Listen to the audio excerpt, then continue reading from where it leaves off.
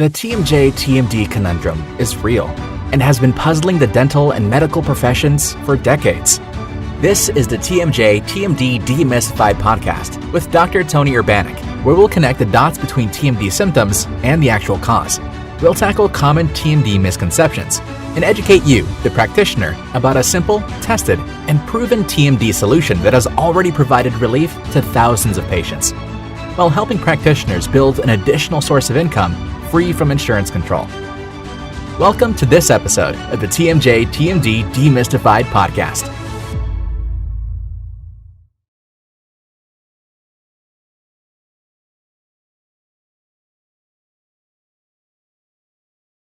Hello, TMD warriors. We are here for the next episode of TMD Demystified.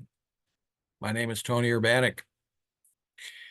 Today, the title is of our episode. The title of our episode is Treating TMD is Easy, emphasis on easy, when you understand the cause. Treating TMD is easy when you understand the cause.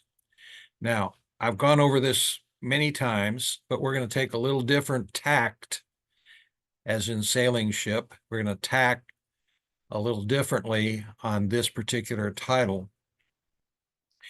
And I do understand, because of my extensive experience, to me it sounds easy.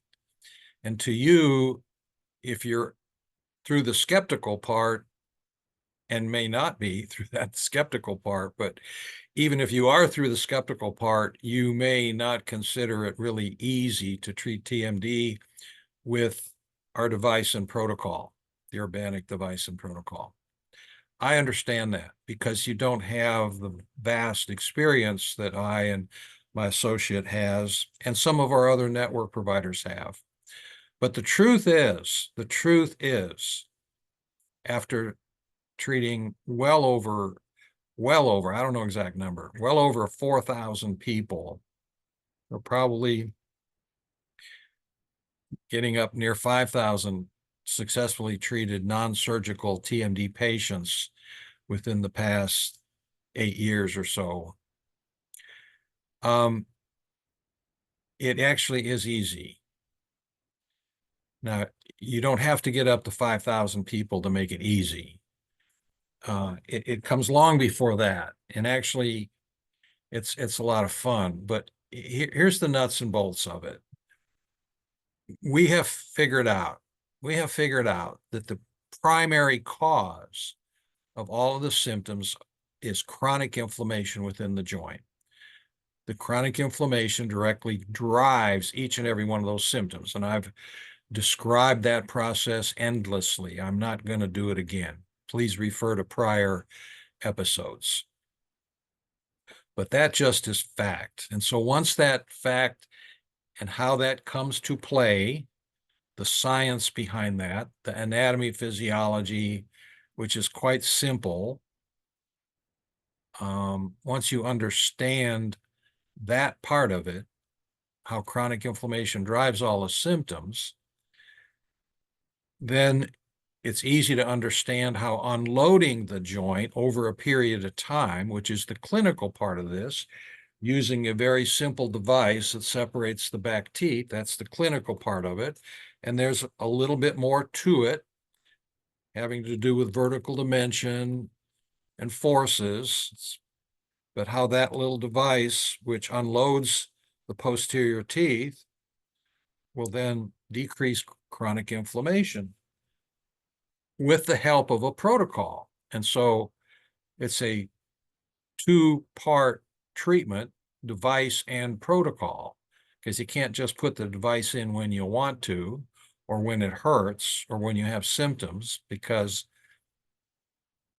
diminishing chronic inflammation doesn't work at the drop of a hat. So you got to follow the protocol. But the cause is known.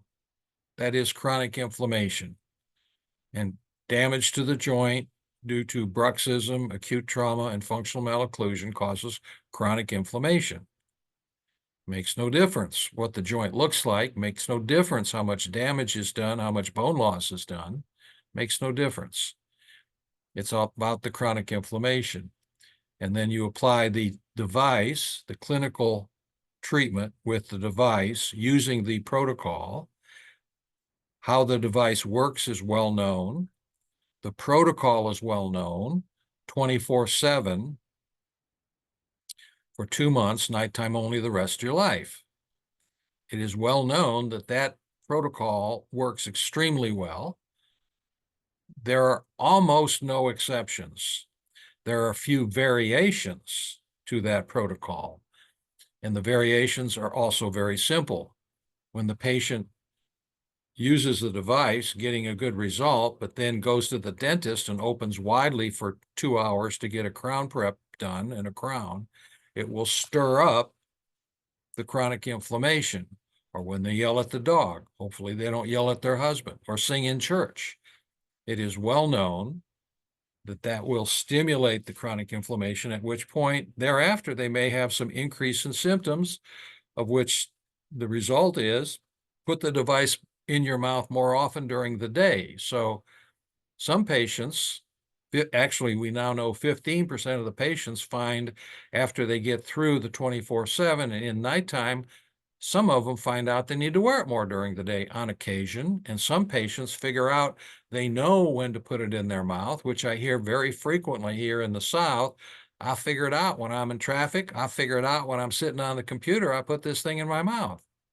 So 15% of the patients need to wear it a little more or want to wear it a little bit more. And 85% of the patients who follow the protocol, all they have to do is keep it in every night or when they sleep, when they nap. And that has worked out really well. And it has been proven statistically, independently, by independent university study, that the results are as I say they are. Very successful, 85 to 95% success rate using that device and protocol. So treating TMD is easy when you understand the cause, when you apply the device, when you apply the protocol. Those are all knowns. Those have been worked out. They have been proven objectively and subjectively, analytically and statistically. So here's the take on this particular episode, and that is all those things are known extremely well. But what isn't known is patient compliance. And when we find, and this is consistent, that I see, my associates see, and the other doctors who are already in the network of doctors using the device and protocol, what they see is the variable, the real variable is whether or not and what kind of patient compliance can be achieved. And as I see almost daily when I treat patients myself, had two examples yesterday that little different variations. I'll describe them in a moment, but patients who would come in at one point or another and say they're not getting the result that they expected, that I expected, at which point it always boils down to patient compliance.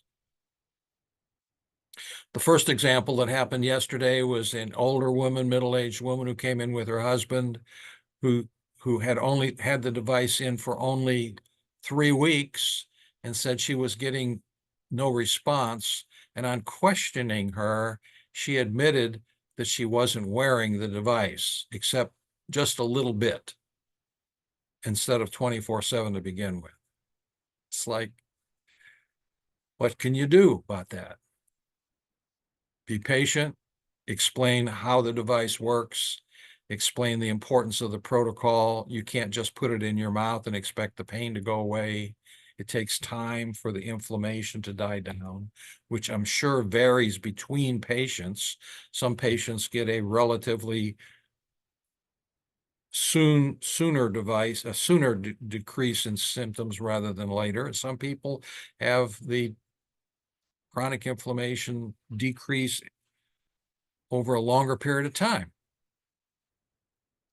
But that is why the 24/7 to begin with is so important. But again, lack of patient compliance, and it wasn't because lack of trying, lack on my part at the beginning in the consultation to explain to the patients, because I'm very consistent. I know that I explain in each and every patient how it works, why protocol is so important to do.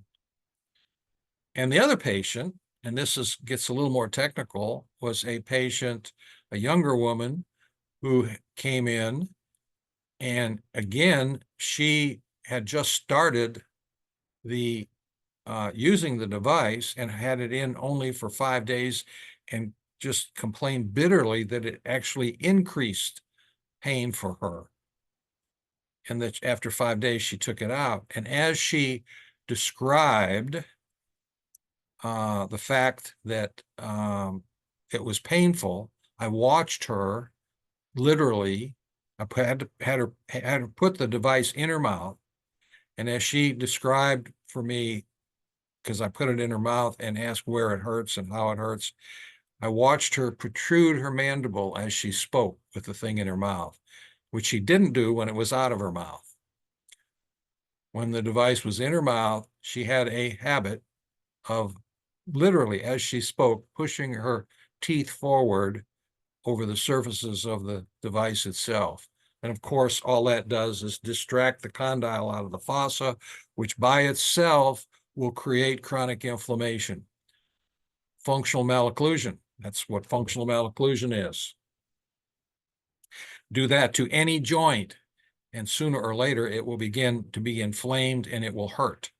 Knee, hip, elbow, TMJ. But she didn't follow the protocol, and that's a different story. And then protrusive habits, but that was a protrusive habit. I think we got it solved. She recognized, oh, I see what I'm doing. I think I can stop doing that. So we'll see in a month when she comes back, but definitely, didn't follow the protocol of just putting it in the mouth and leaving it alone. Don't fool with it. Don't fiddle with it. Don't put your tongue there. Certainly don't protrude your mandible over it. And you can expect to get the result. So, the point of this episode, driving it home from the aspect of the actual cause of all the symptoms is known. It is not unknown. It has nothing to do with long-term muscle motion, the theory that if you overuse a muscle, it will create trismus. No, the trismus is created by the inflammation in the joint, sending autonomic signal to the brainstem, which in turn sends autonomic signal to the muscle to tighten up, but not always the same muscle, not always the same side of the face, not always in the face, sometimes in the neck, sometimes in the shoulder. But that is the actual mechanism, not the myofascial pain dysfunction syndrome theory. That is a theory.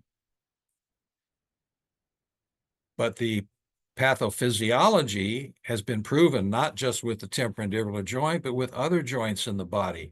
Tennis elbow has the same mechanism. Tennis elbow and TMD is the same mechanism. Tennis elbow and TMD is the same disease. Tennis elbow is inflammation of the lateral epicondyle, sends an autonomic signal to the brainstem. The brainstem says, I see you're inflamed. Don't move the elbow. Tighten the muscles that move the elbow. Tighten up. Where are those muscles located? In the forearm. What do patients complain about with tennis elbow? Not inflammation there. They complain of pain in their forearm. Same issue, same pathology as the temporomandibular joint.